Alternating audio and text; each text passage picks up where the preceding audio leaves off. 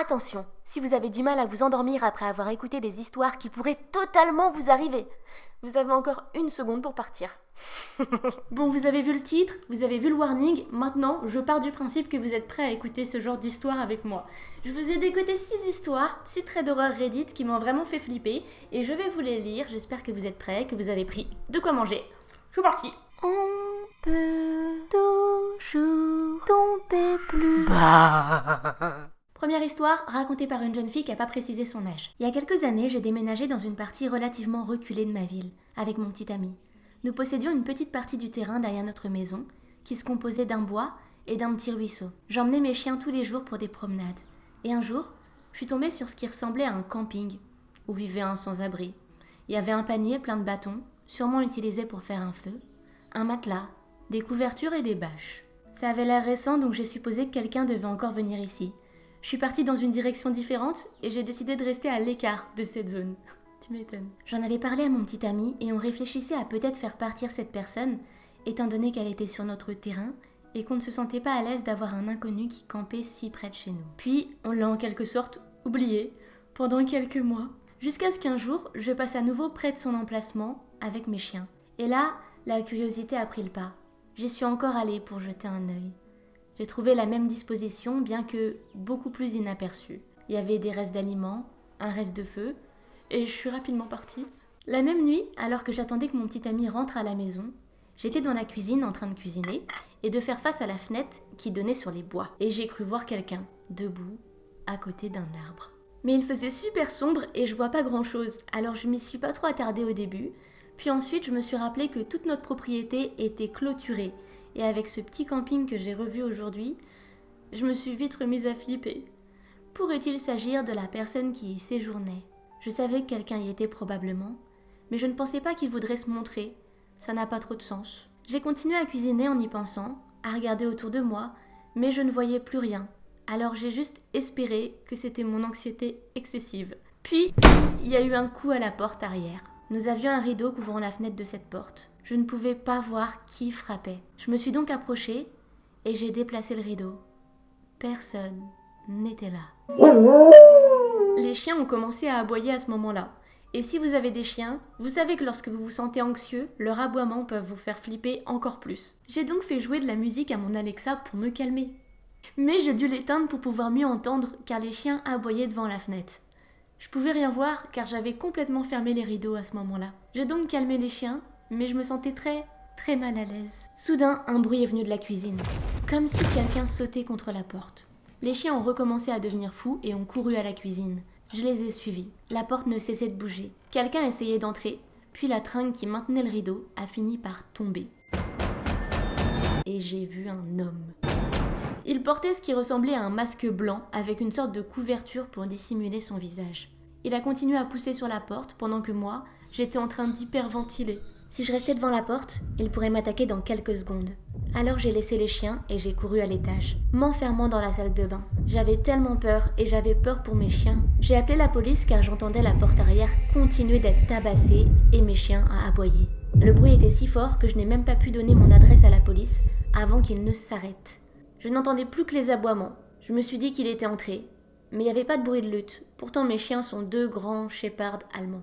La police est arrivée rapidement, ma porte était toujours fermée. Je leur ai parlé par la fenêtre de ma salle de bain car je voulais qu'ils fouillent la maison avant de descendre. Ils ont fouillé et personne n'était entré. Je leur ai parlé du ou des sans-abri qui vivaient dans les bois. Ils ont jeté un coup d'œil mais n'ont trouvé personne et rien de suspect. Le temps a passé et quelques semaines plus tard, lorsque mon copain, les chiens et moi sommes retournés faire un tour près du fameux camping sur notre propriété pour voir s'il avait vraiment été abandonné, c'était le cas, mais suspendu à une branche, nous avons trouvé ceci. Je vous montre la photo qui a été ajoutée au thread maintenant.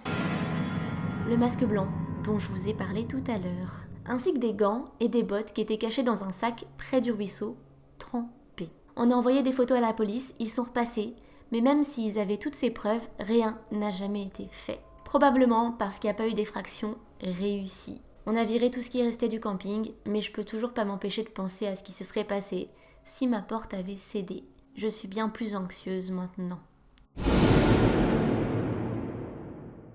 Alors déjà, moi j'aurais déménagé. Et quelle idée déjà de mettre de la musique quand t'entends des bruits suspects à l'extérieur de chez toi. Je pense que c'était plus une fuite en avant parce qu'elle était anxieuse et quand t'es anxieux, tu fais des trucs sans trop réfléchir. Mais vraiment, je suis hyper admirative. En tout cas, vivre dans un endroit avec beaucoup de terrain, de sorte que tu ne sais même pas qui peut y être. Mauvaise idée. On peut toujours tomber plus Bah.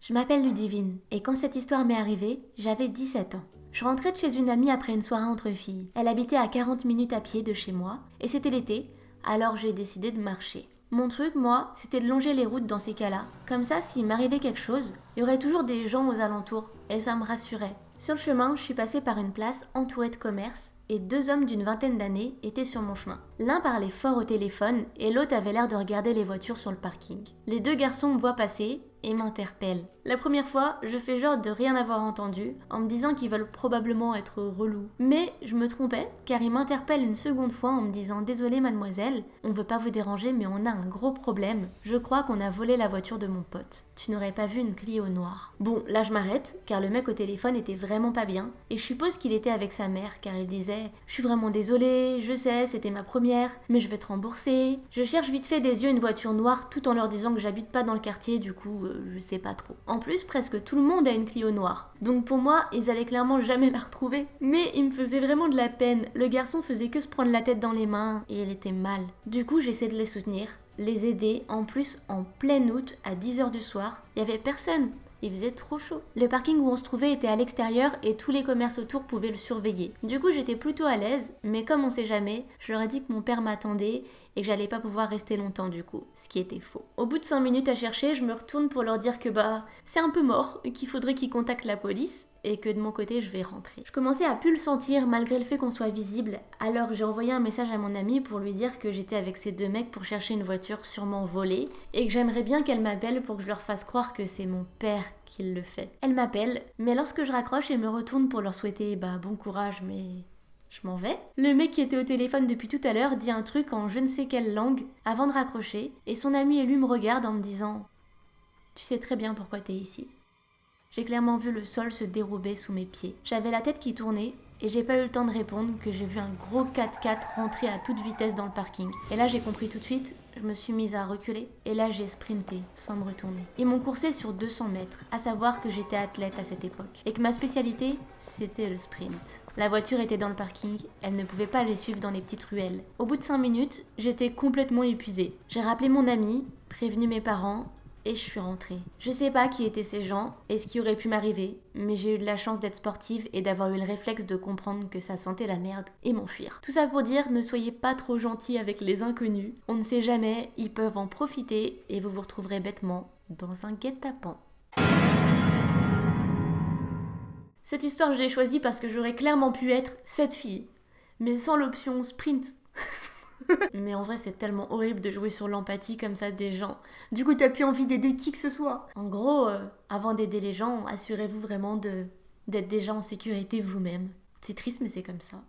On peut toujours tomber plus Contexte. Bonsoir, je m'appelle Marie. Je suis une fille de 21 ans, étudiante sur l'île, et nous sommes en 2021. Lassée de ne pas trouver le grand amour, je me suis décidée à perdre ma virginité avec mon meilleur ami. J'ai ensuite trouvé un plan régulier fantastique avec qui je m'entendais à merveille pendant 3 mois. Puis il m'a jetée car, je cite, « Je suis encore amoureux de mon ex ». Oui, j'ai toujours le seum. Petite fragile que je suis, je finis à l'hôpital. Dépression sévère et traitement. Si vous en doutiez encore, j'allais déjà mal avant d'être larguée. Mais pour compléter cette mécanique d'autodestruction, quoi de mieux que des applis de rencontre ? Le match. Quelques semaines après ma sortie de l'hôpital, je match à foison pour faire des nouvelles rencontres. Et surtout, oublier mon cher et tendre ex. Je rencontre toujours les mecs chez moi pour un premier rendez-vous car j'ai 0 expérience et que c'est ce que j'avais fait pour mon premier et ça s'était bien passé. Un beau jour arrive où je match un mec, appelons-le Mathieu.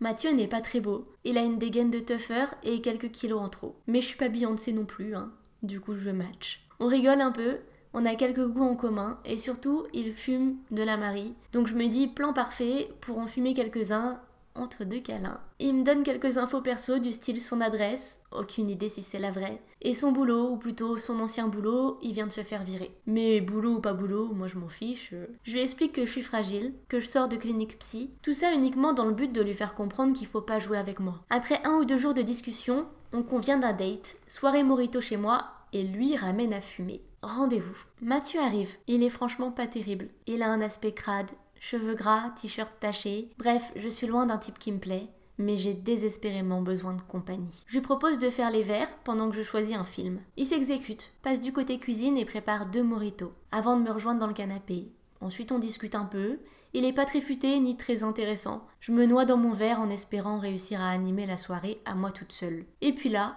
trou noir pendant 3 jours. Reconstitution. Selon les dires de notre cher Mathieu, nous aurions ensuite bu et fumé en regardant un film avant de passer dans la chambre. Je me rappelle vaguement être nue sur mon lit et le voir habillé au-dessus de moi en train de me regarder, avant de tourner les talons et claquer la porte. Mon téléphone se décharge, mon réveil ne sonne pas et je suis absente au rendez-vous d'un groupe de travail. Alors mes amies s'inquiètent, elles n'arrivent pas à me joindre, alors elles contactent ma sœur qui tombe elle aussi sur ma messagerie. Les filles viennent en bas de chez moi et sonnent, encore et encore, mais pas de réponse. Elles appellent alors les pompiers qui réussissent à ouvrir la porte du bas, mais pas la porte de mon appartement. Ils frappent à la porte en m'appelant et je finis par ouvrir vêtue d'un plaid pour cacher ma nudité. Et les regardant avec incompréhension. Les pompiers concluent que je suis en gueule de bois et se cassent pendant que mes amies m'aident à m'habiller. Elles pensent également que j'ai trop bu. Elles remarquent que mon corps est recouvert de bétadine jaune. Sur les bras, les jambes, le ventre, etc. Je leur dis que je me suis brûlé le bras hier et que j'ai voulu me soigner, mais aucune trace de brûlure ou d'un quelconque bombeau sur mes bras. D'ailleurs, je possède même pas de bétadine. Elles embarquent mon chat et me ramènent chez l'une d'elles puisque je suis dans un état comateux. J'ai du mal à parler, j'ai l'air complètement ailleurs, comme anesthésiée, et je sens même avoir du mal à réfléchir. Le lendemain, ma sœur vient me chercher pour que je reste avec elle quelques jours. Tout le monde est persuadé que j'ai essayé de me avec des médicaments et de l'alcool. À force de me plaindre de douleurs au niveau de la vulve et de perte de sang, car ma pilule arrête complètement mes règles normalement, ma sœur m'emmène à l'hôpital. Je leur explique avoir eu un rapport potentiellement non protégé, puisque j'étais inconsciente, vaccin contre le sida, prélèvement anal, vaginal, prélèvement des cheveux. Le lendemain, je reprends enfin connaissance, doucement. Mes proches le voient tout de suite, je suis un peu plus vive et mes propos plus cohérents. Sur une semaine, j'ai enchaîné les rendez-vous de prélèvement de sang, d'urine, etc. Et je suis allée porter plainte avec le témoignage de mes amis qui m'ont retrouvée dans cet état-là. Après en avoir parlé autour de moi, à des gens de mon âge, des plus âgés, mais surtout du personnel médical et à la police, le terme trafic d'organes a été plus qu'évoqué. Ils pensent que le mec s'est dégonflé au dernier moment. Malgré ma plainte, mes draps pleins de bétadine, mes sous-vêtements arrachés, et le sang qu'il y a sur les portes de mon appartement, va savoir d'où il vient. Ils n'ont jamais même parlé avec mon agresseur. Et je ne saurais donc jamais ce qui s'est vraiment passé et ce qu'il voulait vraiment. Je suis quasiment persuadée qu'il a mis quelque chose dans mon verre. Ça fait du bien d'en parler en tout cas. Merci. Bon, cette histoire elle m'a terrorisée. Prenez vraiment bien soin de vous. On peut toujours tomber plus bas. C'est un homme qui raconte cette histoire. Il y a environ 5 ans, ma mère a commencé à sortir avec un gars qu'elle a trouvé sur un site de rencontre. Et moi, au même moment, j'avais commencé à sortir avec la femme qui allait devenir plus tard ma femme. On s'était rencontrés en ligne aussi. Quoi qu'il en soit, ma femme et moi n'avons jamais vraiment aimé ce type. On pensait pas qu'il était méchant, juste un peu effrayant. Il était calme, il gardait beaucoup les yeux fermés et disait parfois des choses bizarres comme, exemple, offrir un chocolat à ma femme, puis lui demander de lui en faire lancer un directement dans sa bouche à lui, pour ensuite fermer les yeux et gémir. Une fois, ma femme et moi rendions visite à ma mère, mais elle a été appelée au travail, alors nous avons attendu chez elle. Son petit ami était là. Mais il a passé tout son temps dans la chambre de ma mère. Oui, il était vraiment bizarre. Juste avant Noël, ma mère et ce type ont commencé à s'embrouiller. Et en leur rendant visite pour les vacances, ma mère nous a raconté tous leurs problèmes. Après avoir écouté avec attention, on lui a donné notre opinion. Elle se porterait mieux sans lui. Elle y pensait déjà et a décidé de rompre avec lui la veille de Noël. Nous avons passé la nuit chez elle, puis ma femme et moi nous sommes levés tôt le matin de Noël pour rendre visite à mon père chez lui. On n'avait pas l'intention de passer la nuit chez lui, mais la neige est tombée en quantité, ce qui était en fait une belle surprise, alors on est resté. Le lendemain, en repartant, ma femme m'a suggéré de nous arrêter chez ma mère en chemin, afin que nous puissions voir si elle allait bien, car elle avait un très mauvais pressentiment. à propos de l'ex-petite amie de ma mère. En arrivant, sa voiture était dans l'allée, mais cela ne signifie pas grand-chose parce qu'elle part souvent travailler à pied et qu'il n'avait pas neigé dans sa ville. Elle verrouille jamais non plus sa porte, ce qui me rend fou. Alors nous avons décidé d'entrer. C'est à ce moment-là que nous voyons du sang suindre du distributeur d'eau du réfrigérateur, le conteneur à glaçons. Il était tellement rempli qu'il fuyait sur le sol et il y avait une grosse flaque rouge de sang par terre. Ma femme s'est mise à crier et j'ai vraiment flippé. J'ai nerveusement ouvert le congélateur pour trouver un sac de cerises surgelées qui avait été ouvert, entassé dans le congélateur, de sorte qu'il est tombé sur le distributeur de glace et a fondu. Je m'attendais pleinement à voir la tête de ma mère dans le congélateur.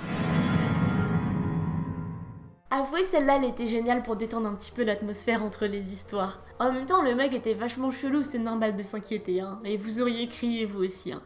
On peut toujours tomber plus Bah. C'est l'histoire d'une jeune fille. Bonjour à tous. L'histoire que je vais vous raconter s'est déroulée en décembre 2014. J'avais à l'époque 12 ans. Et je faisais tous les soirs un trajet en bus pour rentrer du collège. C'était la dernière semaine avant les vacances de Noël, donc j'étais assez contente et euphorique, surtout que j'allais enfin avoir mon premier téléphone. Ça allait être la liberté pour moi parce que mes parents étaient assez stricts et j'avais pas le droit aux réseaux sociaux, etc. Bref, un mercredi après-midi, je finissais les cours et je me rendais, comme à mon habitude, à mon arrêt de bus. Il y avait environ 5 minutes à pied pour atteindre l'arrêt et je faisais le trajet avec une copine qui s'appelle Laura. Elle prenait le même bus que moi, mais dans le sens inverse. Vu que son bus passe avant le mien, je vais à son arrêt attendre avec elle et on s'assoit sous l'abribus. On commence à discuter des cours, conversation normale entre collégiennes. À un moment, on est coupé par une voix masculine qui nous dit « Ah, vous aussi vous avez Monsieur Thomas en maths ?» Il est naze, hein. À ce moment-là, j'étais dos à cette personne et Laura lui répond sèchement que oui, on l'a et il est pas si naze que ça. Là, il y a un blanc. Le bus arrive, elle monte dedans, et le mec aussi. Rien d'anormal, mais à ce moment-là, j'avais trouvé Laura un petit peu bizarre. 2 jours passent, Laura ne vient pas en cours. Je me dis qu'elle est tombée malade, ça arrive avec le froid qu'il fait. C'est la période et puis j'avais pas de téléphone ou quoi que ce soit pour pouvoir discuter avec elle donc arrive vendredi soir, dernier jour de cours avant les vacances et je finis à 17h30. Déjà ça me saoulait parce que je finissais tard et en plus, mon prof de maths avait demandé à me parler en fin de cours à cause de mes mauvaises notes. Je sors bien 10 minutes après tout le monde. Donc j'ai raté mon bus qui était à 17h45. Je m'assois à l'arrêt où j'étais avec Laura parce qu'il est couvert par un abribus et que le mien c'est un simple panneau blanc et flemme d'attendre debout. Et là j'entends une voix. « Ah, c'est Monsieur Thomas qui t'a gardé plus longtemps !» Je me retourne et je vois le mec de mercredi dernier. Je me dis « Ok, il est juste super sociable. Rien de bizarre, mais vu comment Laura lui a parlé l'autre jour, je vais être plus gentil qu'elle et faire un peu la conversation. » Mais en le regardant, je remarque que c'était pas du tout un étudiant. Il avait pas 14-15 ans, c'était plutôt un mec de 30 ans. Super bien habillé, bien coiffé. Je trouve ça chelou, mais je fais comme si de rien n'était. Je continue la conversation, on parle de prof et il reconnaît directement de qui je parle. Pour essayer de le duper, j'ai même fait une faute sur un nom et il m'a corrigé. Je me suis dit que j'étais juste folle et que c'est probablement un surveillant. Et puis je vois mon bus arriver, je lui dis au revoir et je pars le prendre. Et là, il me dit « Ah, tu vas à Trésien ? C'est drôle. Je vais voir un ami là-bas. » Puis il traverse la route avec moi pour prendre le même bus. J'avoue, sur le moment, je me suis dit, il y a une couille là. Le mec, mercredi, il prenait le même bus que Laura. Là, comme par hasard, il va dans le même sens que moi. Mais bon, ok, c'est probable, même si j'ai un petit doute. Pendant le trajet, je commence à réfléchir aux éventuelles possibilités que le mec, ce soit un psychopathe. Et je me dis que j'ai 20 minutes de bus pour mettre un plan en place. Je sais qu'aucun de mes 2 parents n'est à la maison au moment où j'arrive. Donc c'était la merde. Et j'avais pas les moyens de prévenir qui que ce soit de la situation. J'étais seule. C'était horrible parce que même si j'avais un mauvais feeling, je pouvais pas aller accuser quelqu'un à tort. Si je commençais à l'accuser sans raison apparente, les gens m'auraient littéralement prise pour une gamine folle. Donc je n'ai rien dit. On approchait peu à peu de mon arrêt. Et une fois que j'y serais, je devais traverser un petit bout de ville avec des immeubles, puis prendre un chemin très peu éclairé pour atteindre la zone pavillonnaire. Je descends du bus, et il descend aussi, par les portes arrière. Et là je me retourne, je le regarde, et il me sourit avec un regard vide. Après 7 ans, je peux vous dire que son regard me traumatise encore. Je commence à marcher vers les immeubles. Je sens les larmes couler sur mon visage à flot. Je croise des gens qui me voient en sanglots, mais qui n'y prêtent aucune attention. J'arrive devant un immeuble et il y a un groupe de gars d'une 20aine d'années, assis dans les marches. Et l'un d'entre eux me parle et me dit « Petite, ton cahier ?» Je l'entends pas. Il se lève, ramasse mon carnet de correspondance qui venait de tomber, puis me rattrape pour me le donner. Et là, il me regarde et il me dit « Oh, qu'est-ce que t'as, petite ? Ça va ?» Sur le moment, j'ai pas réussi à parler. J'étais en état de choc, de stress, beaucoup trop fort. Et là, le mec de 30 ans m'attrape par le bras et commence à m'engueuler en disant « Mais enfin, Maya, pourquoi tu pars comme ça ? Remonte dans la voiture tout de suite, maman nous attend. » Dans ma tête, je crie, mais rien ne sort. Je suis tétanisée.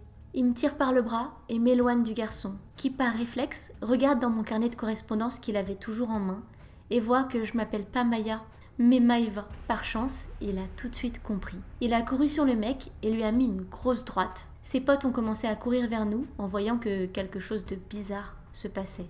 Le mec de 30 ans s'est barré en courant et le garçon, qui s'appelle Mehdi, m'a directement conduit au commissariat. Ils ont appelé mes parents, j'ai fait une déposition et le mec n'a jamais été vu ou retrouvé, malgré le fait qu'il y avait eu une même plainte pour un profil similaire déposée 2 jours avant par Laura. Le mec en question l'avait suivi et Laura avait rejoint son frère à son entraînement de basket. En fait, le mercredi, elle lui avait répondu froidement parce qu'elle avait trouvé ça bizarre qu'un mec de 30 ans lui parle du prof de maths. Cette histoire m'a littéralement traumatisée. Mon père, après ça, venait me chercher tous les soirs au collège. Mehdi, il est resté super proche de ma famille. C'est grâce à lui que je suis toujours là.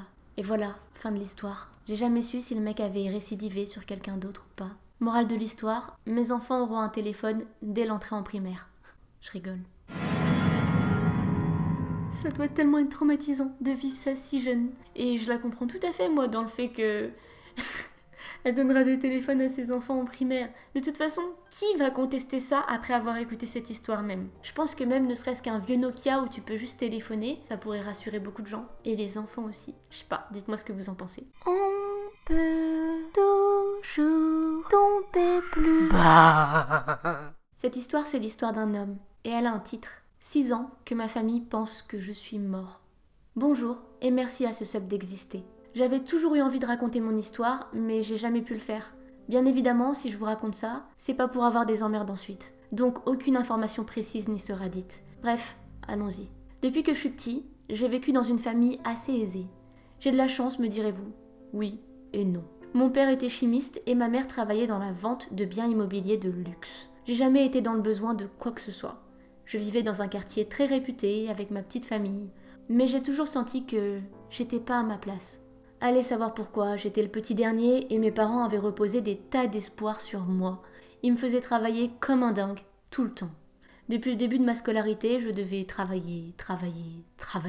J'avais quasiment pas d'amis, rien. Les peu de fois où je m'en plaignais, on me disait que j'avais de la chance d'avoir des parents comme les miens. Même mes propres professeurs étaient de cet avis. J'ai fini par développer des troubles anxieux très rapidement dans mon enfance, car j'étais constamment épiée par mes parents et à cause du harcèlement que je subissais à l'école.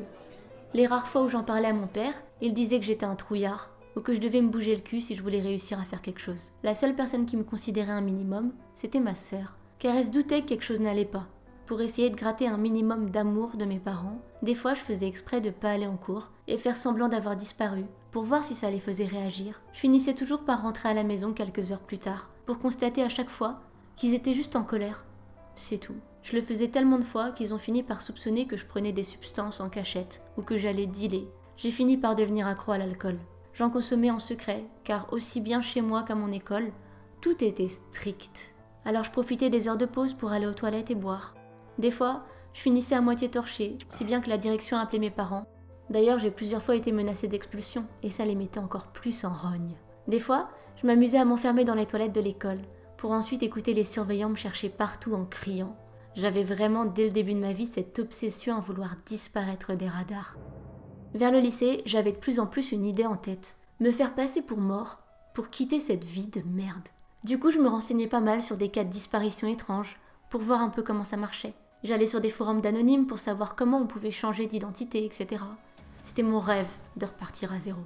Et là, enfin, une aubaine. Mes parents décident d'organiser des vacances. On se concerte pour décider d'un pays, et j'en ai profité pour élaborer mon coup de génie. Je voulais tellement disparaître de cette vie que pendant plusieurs mois auparavant, je me renseignais sur les pays où simuler sa mort était le plus simple. Et j'avais pensé à un pays en particulier, que je ne dirais pas. Donc on va dire l'Allemagne à la place. Pourquoi ? C'est un des pays où il y a le plus de trafic humain et d'organes. Suffit que je me casse une nuit et hop, on soupçonnerait rapidement un enlèvement. Du coup, à coup de négociations, en parlant d'hôtels de luxe, etc. qu'il y a là-bas, d'activités aquatiques, blablabla, j'arrivais à les convaincre que c'était pas si nul que ça. Pour bien les mettre dans la sauce, je leur avais promis que j'allais bosser comme un dingue après ces vacances, si on allait là-bas. Bingo. Ils ont tout gobé. J'ai préparé mon coup d'avance. Plusieurs semaines avant le départ, je fouillais discrètement les affaires de mon père, son ordi par exemple, pour essayer d'avoir des infos intéressantes comme les codes de son compte bancaire. Au final, c'était pas difficile. C'était écrit sur un post-it. Je m'étais renseignée sur sa banque pour savoir à quel moment ils allaient réagir si je faisais des gros virements. J'ai bien élaboré le truc. Ces vacances tombaient pile quand j'allais avoir la majorité. Un signe du ciel de plus pour me dire de partir. Pour ceux du fond qui comprennent pas, si tu te barres de chez toi à 18 ans sans prévenir, non seulement tes parents peuvent pas t'obliger à revenir, mais en plus, tu peux partir avec un peu de leur fric sans avoir peur des représailles. Car t'es un enfant et que ton départ imprévu est un signe d'un problème dans ta famille. Je suis pas sûre de ça. Donc d'une manière très méthodique, je retire très régulièrement des petites sommes d'argent avec une de ces cartes bancaires. Je sais que mon père avait tellement de fric qu'il regardait rarement ses comptes. Je devais juste me méfier de la banque. Environ une semaine avant le départ en vacances, j'avais caché plus de 25 000 euros. Heureusement, la banque n'avait pas réagi. Mais je savais que ça allait bientôt être le cas. Alors j'avais en tête de disparaître dès le début des vacances, pour pas que tout mon plan tombe à l'eau. Donc, cette dernière semaine, j'étais très sage, pour calmer le jeu et éviter de faire foirer tout. Puis, c'est enfin le jour J. On finit par arriver à destination. Notre hôtel, on s'installe, on profite, le spa, la nourriture. Je me faisais kiffer avant de partir définitivement de cet enfer. J'hésitais pas à allonger la facture de mes parents, à fond en prenant des extras partout. Le soir même, je finis par avoir un moment seul à seul avec ma sœur, à qui je tenais un petit peu. Elle avait des avantages par rapport à moi. Elle était plus libre, mais j'avais rien contre elle. Alors pour éviter d'avoir des regrets, je lui ai dit que je tenais à elle. C'était très malaisant, car j'avais pas l'habitude de montrer de l'affection aux gens de ma famille. Elle m'a dit qu'elle aussi. Et quand elle m'a dit ça, pendant un instant, j'ai hésité à revenir en arrière, car j'avais enfin une preuve d'amour de quelqu'un. Mais je me suis rappelé que le problème principal, c'était mes parents. Et ça m'a remis sur le droit chemin pour continuer. Alors le soir, très tard, j'ai prétexté vouloir aller nager dans la piscine publique de l'hôtel. Ça semblait absolument pas étrange, car non seulement tout restait ouvert très tard, mais en plus ils organisaient des sortes de fêtes. Donc je pouvais me fondre dans la masse facilement. J'avais veillé à planquer mes affaires dans un énorme buisson, pas loin des murs qui entouraient la piscine. Pendant que mes parents et ma sœur étaient à l'autre bout de l'hôtel en train de manger, moi, je prenais mes affaires. En plus, j'avais bien pensé l'endroit, car le buisson était presque caché des caméras en hauteur, et c'était un point d'accès parfait pour sortir de l'hôtel en escaladant le mur. J'ai réussi à sortir, et je me suis barrée, une bonne fois pour toutes. C'était pas facile, je saurais pas vous décrire ce que j'ai ressenti. Un mélange de tristesse, de bonheur et de mélancolie. Un deuil un peu. Je réalisais ce que j'étais en train de faire, car la théorie, c'est une chose, mais le faire en pratique, c'est différent. J'ai assumé, j'ai continué. Je connaissais les risques, car sortir du joug de ses parents dans un pays étranger, c'est bien plus difficile que de le faire de chez soi. Mais j'ai voulu leur laisser le doute sur mon départ, leur laisser croire que j'avais été enlevée, disparue. Oui, c'est étrange, mais je le voulais. Vous êtes libre de penser ce que vous voulez quant à cet acte. J'avais bien analysé les routes sur Google Maps, au préalable, et gardé mon téléphone avec moi, bien sûr. Du coup, je savais où aller. J'avais aussi prévu de changer mes vêtements, pour laisser le moins de traces possible. Ce que je vais vous dire reste un peu sadique, mais j'ai étalé mes anciens vêtements sur le sol, bien plus loin de l'hôtel, pour laisser encore plus de doutes sur mon départ. Je voulais les faire regretter. J'avais prévu comme nouveau vêtement un sweat à capuche pour me cacher le plus possible, et même pris un autre sac pour ranger mes affaires. Tout était prévu. Le billet d'avion était réservé avec la carte de mon père, sans qu'il puisse le savoir, bien avant le départ. Il fallait juste que je passe une nuit quelque part, sans me faire avoir, et c'était plié. Heureusement, l'hôtel se situait dans une ville très nocturne. C'était pas compliqué de s'abriter quelque part. J'ai pris une petite cuite dans un bar, pas loin de l'aéroport. C'était une cuite de célébration. J'ai passé la nuit à me balader dehors en restant discret, sans savoir si les flics allaient me tomber dessus ou pas. La nuit était longue, mais je l'ai passée. Et contre toute attente, j'ai réussi à prendre mon avion. Je me suis posé beaucoup de questions, si je devais réellement le faire, etc. Pour vous dire, j'avais même prévu un mensonge à sortir si jamais je voulais faire machine arrière. J'allais prétendre m'être fait enlever par des gens, mais que j'avais réussi à m'échapper. Le mensonge peut paraître bizarre, oui, mais dans le pays où on était, c'était normal, donc ça pouvait passer. Finalement, j'ai jamais fait demi-tour, et j'ai réussi à rentrer dans mon pays en avion. De là, à coups d'autostop et de bus, je suis rentrée chez moi après de longues heures de trajet. J'ai récupéré des affaires que j'allais oublier, possiblement, grâce à mon double de clés, et j'ai ensuite quitté cette vie, une bonne fois pour toutes. J'en dirai pas plus sur la suite, car ça m'obligerait à donner des infos un peu trop précises. Mais comme le dit le titre de cette histoire, j'ai réussi. 6 ans que je les ai jamais revus. et j'ai fait ma vie autre part. Aujourd'hui, je suis papa, avec un enfant. Je suis bien plus heureux qu'avant. Pour vous la faire très court, j'ai réussi à garder mon identité, tout en demandant aux autorités et à l'administration publique de ne rien transmettre me concernant à mes parents, pour cause de rupture familiale. Environ une fois par an, je vais sur le Facebook de ma sœur. Et le truc qui me fait parfois regretter ma décision, c'est qu'elle laisse un message sur mon mur, chaque année, pour mon anniversaire, me demandant si je suis en vie. C'est vraiment la seule personne m'ayant un minimum affectionnée dans mon ancienne vie. Je me suis juré de la recontacter lorsque mes parents seraient morts. Avant d'en finir ici, je tiens à expliquer plusieurs choses. Pourquoi je me suis pas juste échappée de chez moi, plutôt que d'attendre les vacances. De 1, car ma majorité tombait pendant les vacances. De 2, parce que je voulais faire croire à ma mort. C'était ma plus grande volonté. Est-ce que ça a marché? Je sais pas. Mais au moins, je suis loin de tout ça. Comment je me suis débrouillée pour refaire ma vie, avec l'argent que j'avais volé à mon père? J'ai réussi à trouver une coloc sur des groupes étudiants sur internet. En attendant, je devais zoner dehors comme un SDF. Mais bon, progressivement j'ai gagné mon indépendance en travaillant, et me voilà aujourd'hui. Alors oui, je suis plus aussi riche qu'avant. Mais je m'en fous. Vous avez pensé quoi de cette dernière histoire? Ok, c'est pas de l'horreur pure, mais je trouve quand même qu'elle est terrifiante, et c'est pour ça que je voulais vous la raconter. Ce gars, pour en arriver à ce point-là, il devait être dans un état. Après, il a pas donné tous les détails, hein, mais on pourra jamais se mettre à sa place. En attendant, il a laissé un commentaire, que je vous mets là, si vous souhaitez le lire. Ouais, j'ai vraiment envie d'avoir votre avis. C'est déjà la fin de cette vidéo, j'espère qu'elle vous a plu. Si oui, abonnez-vous, mettez-moi un petit pouce bleu et un commentaire, c'est le meilleur soutien que vous pouvez m'apporter. Sinon, si vous voulez me suivre plus régulièrement, mes stories Instagram et mes DM sont ouverts, on peut discuter. Et sinon, voici mon TikTok avec mes infos cool, mes astuces cool. Pareil, ces deux réseaux sont hyper réguliers. En tout cas, moi je vous souhaite une bonne soirée. Salut!